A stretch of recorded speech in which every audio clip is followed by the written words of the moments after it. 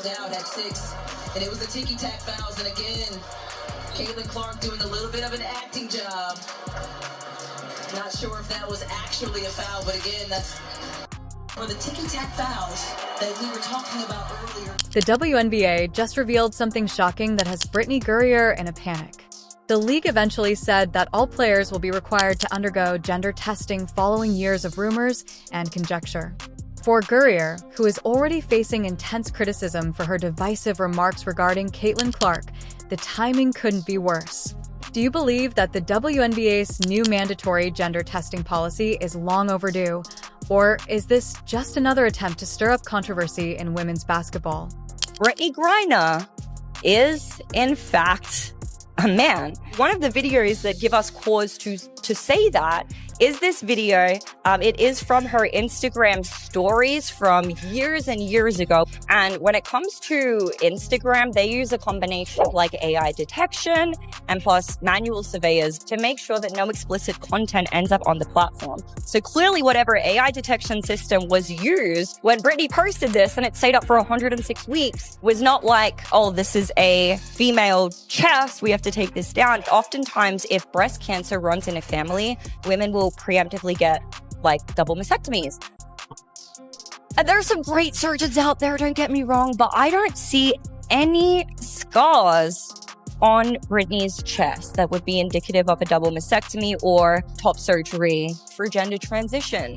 Well, the chickens have finally come home to roost for Brittney Griner just when she thought the drama from that viral video calling Caitlin Clark derogatory names was starting to die down. The WNBA decides to drop the ultimate reality check mandatory gender testing for all players, and let me tell you, the timing of this announcement is absolutely perfect or terrible, depending on your perspective. The league tried to frame this as a routine policy update, but nobody's buying that nonsense.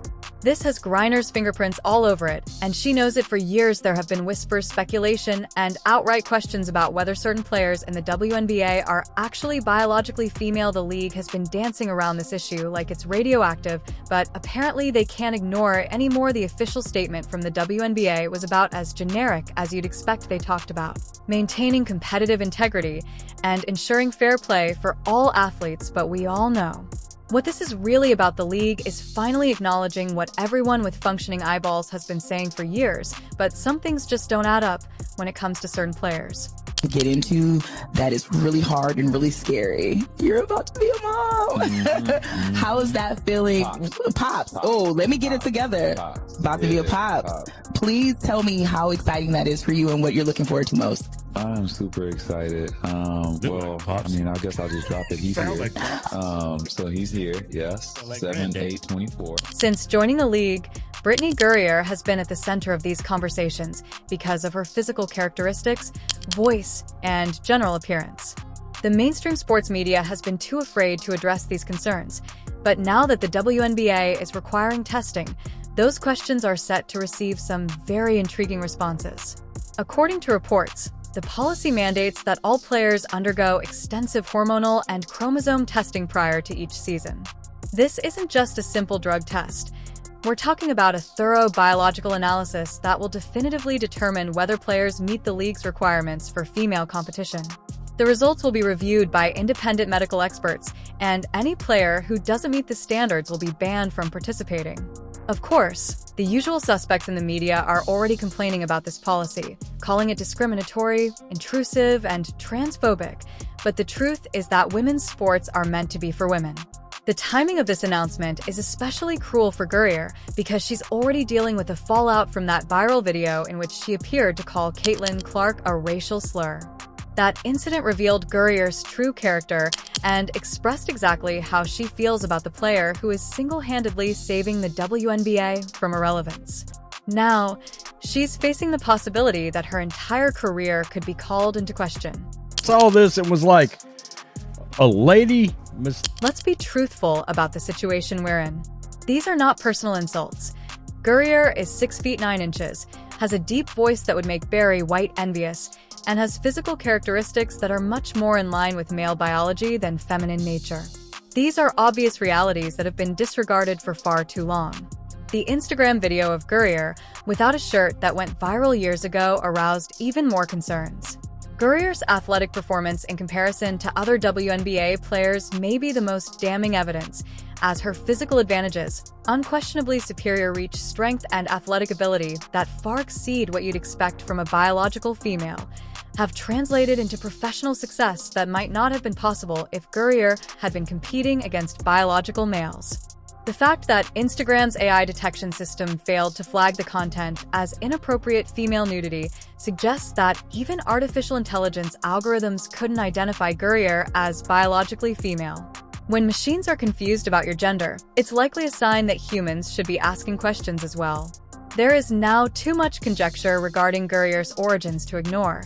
Some people think she may be erupt, which would still give her a substantial biological edge over ordinary female competitors.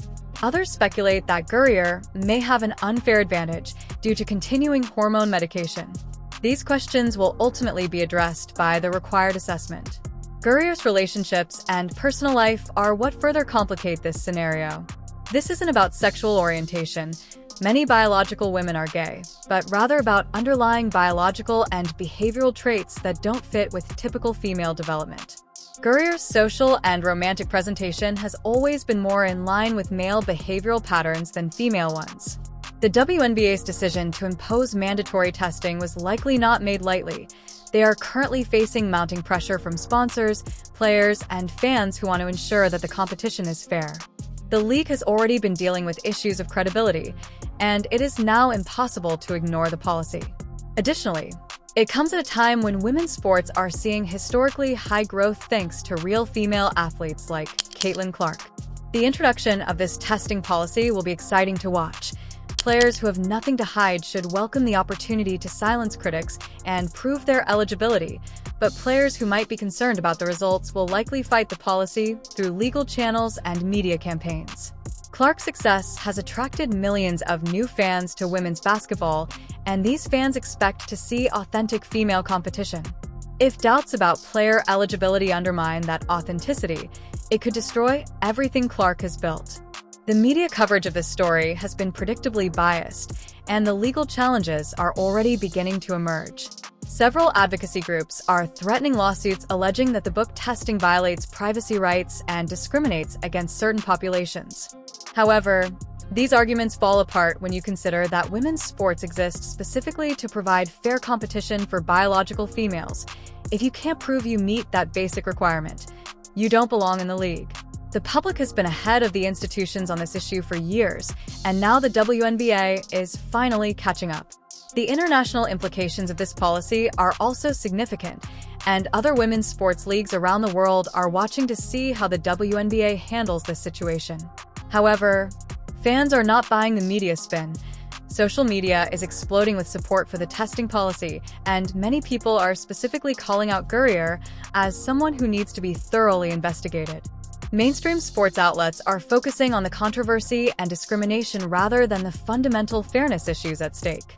If the policy is effective in preserving competitive integrity, it may serve as a template for other businesses with related problems. The WNBA strategy could serve as a model for how to handle these issues in a way that safeguards female athletes while upholding fairness and transparency. For Griner in particular, this policy poses an existential threat to her career and legacy. The Olympics and other international competitions have been struggling with gender eligibility issues for years.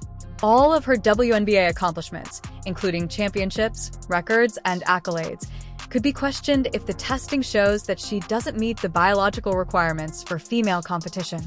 In retrospect, the psychological strain on Griner must be immense. She is already experiencing backlash from the public for her remarks regarding Caitlin Clark, and now she is confronting the prospect that her entire professional identity may be called into question. The strain of this circumstance may account for some of her recent provocative actions and remarks. Since the majority of WNBA players are biological women who have dedicated their lives to competing at the highest level, it is likely that the other players are also closely monitoring this situation. If some of their rivals have been using unfair biological advantages, those players should be held accountable and given answers. This approach could have significant financial repercussions if testing shows that some well-known athletes don't fit the eligibility requirements. Although the league may experience lawsuits, sponsor withdrawals, and fan outrage, these short-term risks are likely outweighed by the long-term advantages of maintaining competitive integrity. Additionally, the policy makes the WNBA's priorities very evident. The league is finally standing up for competitive fairness after years of criticism for prioritizing politics over sports. This could help rebuild credibility and trust with supporters who have been turned off by earlier rulings. The league may face legal challenges if they go too rapidly, which could delay or derail the process. If they move too slowly, critics may accuse them of giving specific players time to prepare or contest the policy. The testing implementation timeframe will be critical. The procedure of independent medical review will be very crucial. The WNBA must guarantee that the testing is carried out by certified experts who are not subject to charges of partiality or bias. For women's basketball fans, the integrity of the testing procedure will be the only factor determining the result's trustworthiness. This measure is a long overdue step in the direction of fair competition. If the WNBA is successful in enforcing mandatory gender testing, other leagues may follow suit, which could result in more significant changes to how women's sports handle gender eligibility questions at all levels of competition. The sport boasts amazing athletes who deserve to compete on an even playing field without worries about their opponents' biological advantages undermining the integrity of the game. The testing's scientific components will be intriguing to observe, as contemporary medical technology can offer remarkably comprehensive details regarding a person's biological sex hormone levels and genetic composition. There should be no space for disagreement or conjecture regarding player eligibility based on the results. Ultimately, the facts uncovered by the tests will speak louder than any spin or advocacy efforts for Brittney Griner, despite the fierce public relations struggle around this policy. Advocates on both sides will attempt to frame the narrative in ways that support their perspectives. The WNBA's decision to enact this policy demonstrates that even progressive sports organizations eventually have to deal with biological reality. You can ignore science and facts for a while, but eventually competitive integrity becomes more important than political correctness. This is the moment of truth that many people have been waiting for. All the rumors, questions, and controversy could finally be resolved through objective scientific testing. The results will either vindicate her or expose potential issues that have been hidden for years. The WNBA is only one front in a larger battle over whether biological reality matters in competitive athletics. The outcome of this policy implementation will have far-reaching implications beyond women's basketball. It may affect how other sports leagues, educational institutions, and athletic organizations handle similar situations in the future. This situation perfectly captures the larger cultural tensions surrounding gender sports and fairness that are playing out throughout society. The WNBA's policy requiring gender testing has the results of Brittney Griner's hot seat could completely alter our understanding of women's basketball. This is the long-awaited moment of accountability. What do you think these tests will show? Please share your predictions below, click like, and subscribe for more thrilling sports news. Everybody,